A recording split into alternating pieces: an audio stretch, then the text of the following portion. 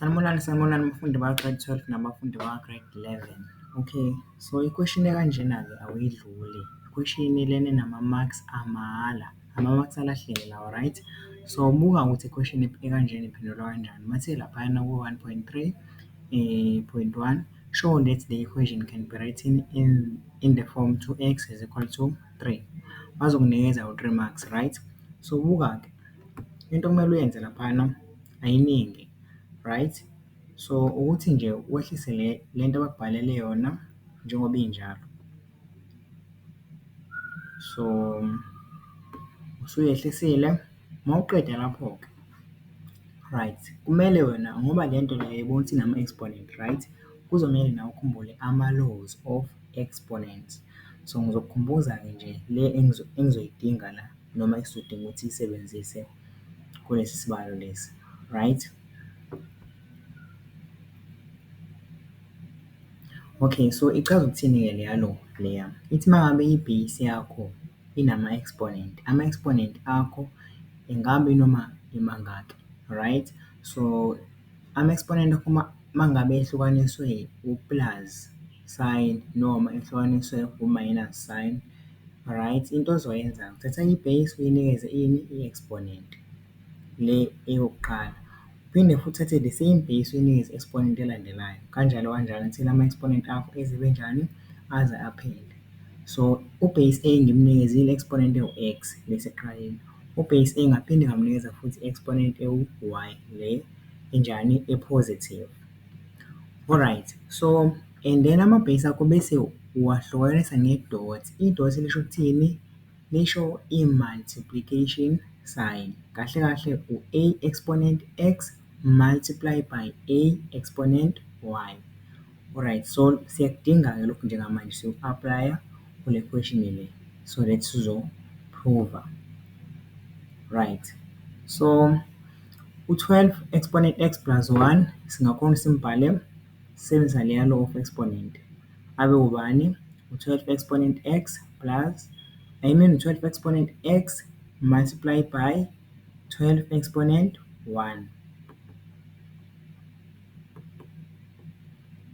Alright, equal to, siyakubuyisela lokhuyana siyakwehlisa, 36 exponent x. Yeah, 36 into 6 exponent x.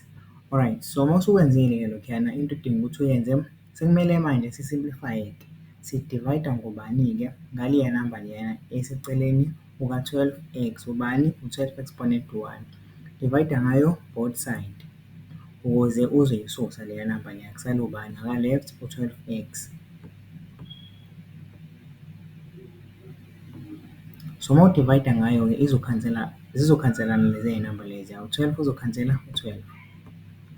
Alright, mawusukwenzile-ke lokho sekusele ngaka-left kusele u-12x. Ngaka-right kuzosalani khona? Okay, ngaka-right-ke mawuthi uya-check-a laphana kuno-36 into 6 exponent x divided by u-12.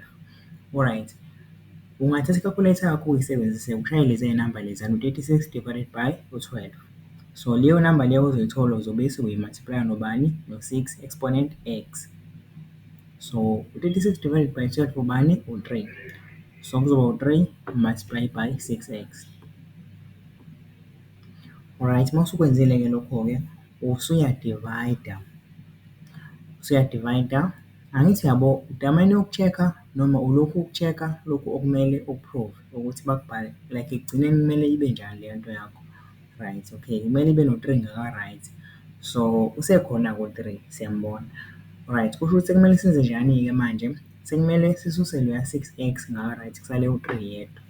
Alright, so sizodivayida ngo-6 exponent x both side. Alright, mase sidivayidile ngo-6 exponent x both side, nawe uyabona ukuthi u-6x uzokhansela u-6x because besifuna ukususa yena the 6 exponent x. Right, so kunenye-ke manje ini i-law of exponent okumele siyikhumbuzane yona esizoyidinga la. Right, uku-simplify-a kahle.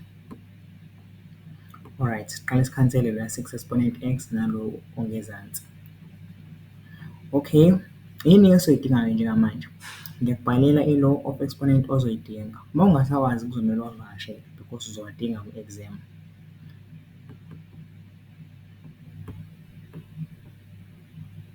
Alright, nansi i-law of exponent esizoyidinga laphaya.